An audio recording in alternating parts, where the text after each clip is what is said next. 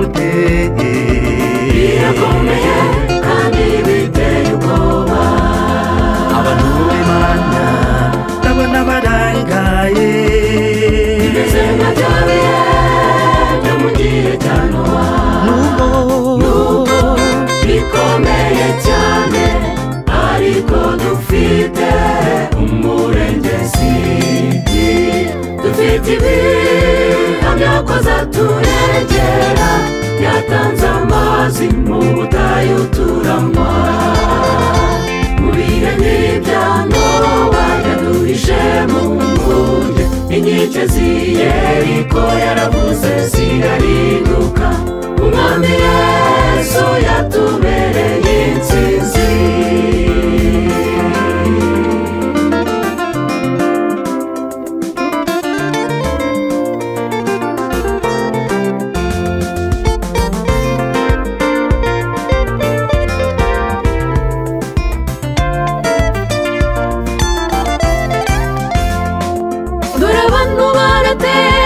ishami bagicariye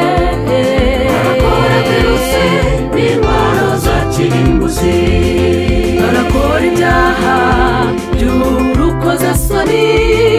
abo ni mubareke bakora Imana mu jisho abantu baratema ishami bagicariye barakora virusi n'indwara za kirimbuzi barakora ibyaha by'urukozasoni abo ni mubareke bakora Imana mu jisho nubwo bikomeye cyane ariko dufite umurengezi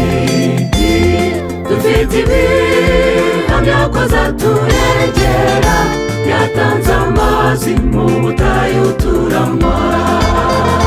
mu bihe nk'ibya Nowa yaduhishe mu nkuge inkike z'i Yeriko yaravuze zirahinduka umwami Yesu yatubereye intsinzi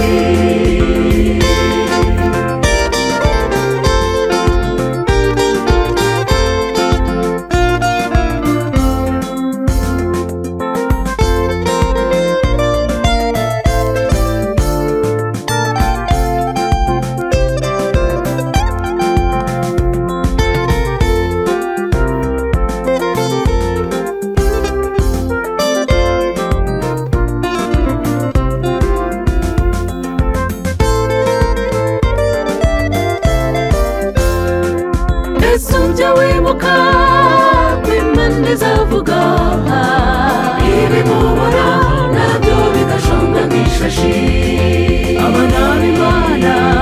tukazamurwa mu bicu tukajya kwibanira na Yesu waducunguye ese ujya wibuka ko Imana izavuga ibimubona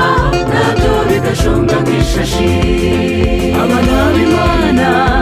tukazamurwa mu bicu tukajya kwibanira na Yesu waducunguye nubwo bikomeye cyane ariko dufite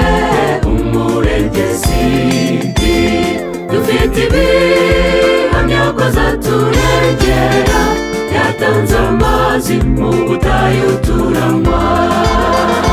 mu bihe nk'ibya Nowa yaduhishe mu nkuge inkike z'i Yeriko yaravuze zirahinduka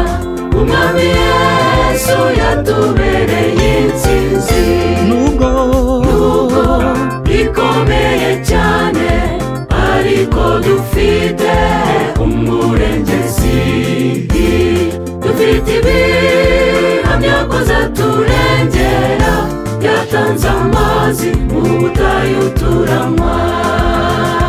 mu bihe nk'ibya Nowa yaduhishe mu nkuge inkike z'i Yeriko yaravuze zirahinduka umwami Yesu yatubereye